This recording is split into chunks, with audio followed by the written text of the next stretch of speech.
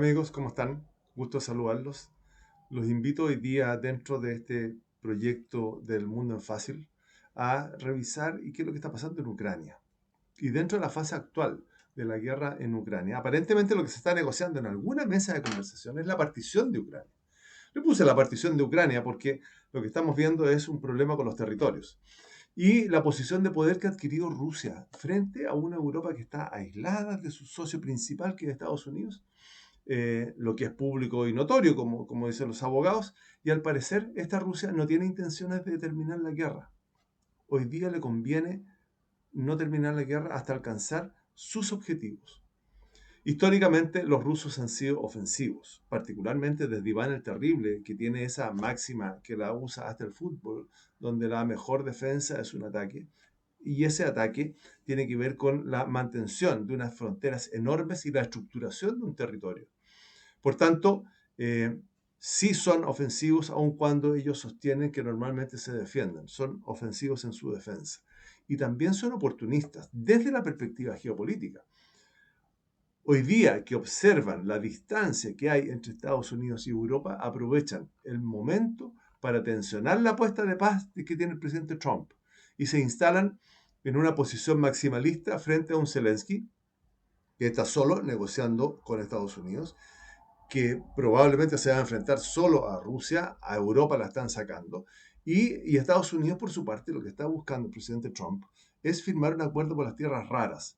Entonces, no es necesariamente la paz de Ucrania en este instante, hoy día, sino que firmar ese acuerdo por las tierras raras y después seguimos conversando. Entonces, en este conflicto, normalmente se empezaron a sacar una serie de elementos que sí existen, son importantes, como esa vieja máxima de decir, en algún instante Occidente planteó que nunca la OTAN se iba a avanzar hacia el este. No hay ningún documento que esté escrito respecto de eso. Y lo que hay es una conversación entre el secretario de Estado de Estados Unidos, James Baker, que le habría dicho a Mikhail Gorbachev que la OTAN no se movería ni una pulgada hacia el este si la Unión Soviética aceptaba a una Alemania reunificada dentro de la OTAN. Esa es la conversación respecto de ese tema.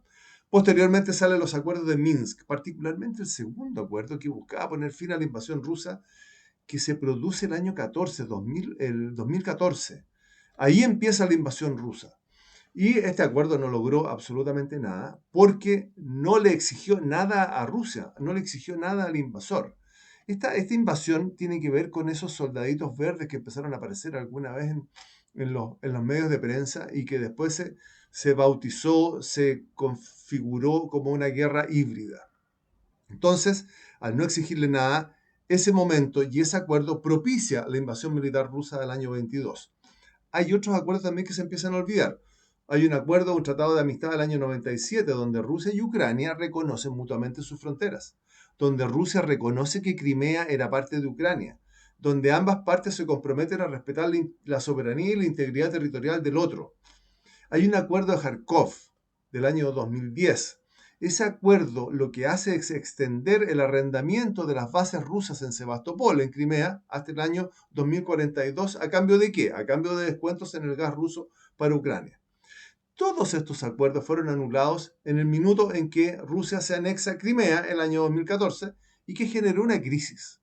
Una crisis que no alcanzó mucho más. Pero nos dimos cuenta que el derecho internacional no tiene herramientas que obliguen a su cumplimiento. Por lo tanto, entramos en esa frase tan conocida de Clausewitz que al no existir una solución en el diálogo político, el paso siguiente es la guerra. Es decir, la guerra es la continuación de la política. Y desde esa lógica, y metiéndonos en el mundo de la geopolítica y en el determinismo de Ratzel, donde Ratzel plantea que la frontera es un órgano vivo que se mueve, que es flexible, entonces la guerra es una lucha por el espacio geográfico. Por tanto, lo que podemos plantear hoy día en esta guerra de Rusia con Ucrania es que estamos en un escenario de guerra donde se busca capturar un espacio geográfico por cuestiones de seguridad, como lo plantea históricamente Rusia, y por otra parte, restaurar la integridad territorial y la soberanía, volviendo a la antigua ecuación del poder en que, dentro de un mundo anárquico, como lo señala Waltz, son las potencias rectoras las que van a poner las normas. Hoy día, el poder está accionando en Ucrania. Ya en Minsk hubo una mala negociación, no pasó nada. Y hoy día, al parecer, ese mal acuerdo de Minsk no se está revisando, no lo estamos mirando, no estamos dando vuelta a la hojita. Y hay un instituto que es el Instituto de Estudio de la Guerra, que elabora un estudio muy interesante que se llama Las lecciones del acuerdo de Minsk, donde lo analiza profundamente y señala que Rusia presionó primero sin éxito a Ucrania para que se uniera en esa estructura y en esa unión económica que empezó a avanzar después de la ruptura de la Unión Soviética, la desaparición de la Unión Soviética, donde Rusia intenta dominar la política ucraniana a partir de líderes prorrusos que buscaban instalar leyes prorrusas, donde Rusia expande su influencia sobre la política ucraniana con un líder que era Víctor Yanukovych, que Ucrania lo expulsa en la revolución del Euromaidán en el año 2014. Y hoy día, en que aparentemente se está olvidando todo lo que sucede, pareciera que estamos girando otra vez a ese espacio político de conveniencia rusa, donde se olvidan las declaraciones de la Asamblea General de la ONU, que aprobó resoluciones exigiendo la retirada inmediata de las tropas rusas y además condenaba la violación de la soberanía y la integridad territorial de Ucrania. Démosle una mirada al mapa. Hoy día, Rusia pone sobre la mesa lo siguiente: el retiro de las tropas ucranianas de las regiones ucranianas, retiro de las tropas ucranianas de las regiones ucranianas, de Donetsk, Lugansk, Zaporilla y Gerson. Neutralidad de Ucrania, por tanto, no puede unirse a la OTAN, es decir, interviene directamente en la soberanía ucraniana. Y además hay una cosa que es importante: Estados Unidos apoya esa petición rusa, lo que nos puede conducir a una nueva guerra. El reconocimiento de la lengua rusa como lengua oficial en Ucrania. Por su parte, Ucrania plantea lo que declaró la ONU en su momento: el retiro de las tropas rusas de Ucrania, el restablecimiento de la integridad territorial, incluyendo Crimea, y el cese de las hostilidades y la liberación de los prisioneros de guerra. Eso es lo que puso Ucrania sobre la mesa. Inmediatamente iniciar la invasión. Pero además, exige Ucrania garantías de seguridad internacional y protección de las infraestructuras críticas, y el establecimiento de un tribunal internacional para juzgar los crímenes de guerra. Hay varias acciones rusas que pueden ser juzgadas como crímenes de guerra. La otra potencia, China, está interviniendo a través de una organización muy interesante que está creciendo muchísimo, que son los BRICS, donde están reunidos principalmente Brasil, Rusia, India, China y Sudáfrica. ¿Con qué? Con un plan conjunto para desescalar el conflicto. Con el inicio de negociaciones y la cooperación internacional en áreas como la energía y la seguridad alimentaria. Sudáfrica ofreció ser la sede de las negociaciones de paz, mostrando entonces el BRICS una disposición para entrar en el conflicto y para mediar en el conflicto.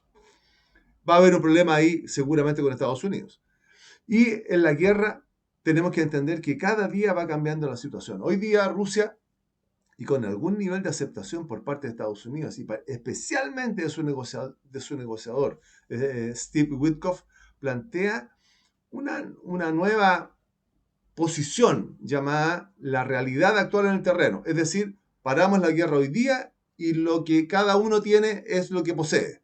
Y eso está tomando fuerza con el enfoque de poder que asumió Putin frente a la confusión trumpiana, ante la ausencia de resultados. Entonces, el que se está haciendo fuerte es Putin.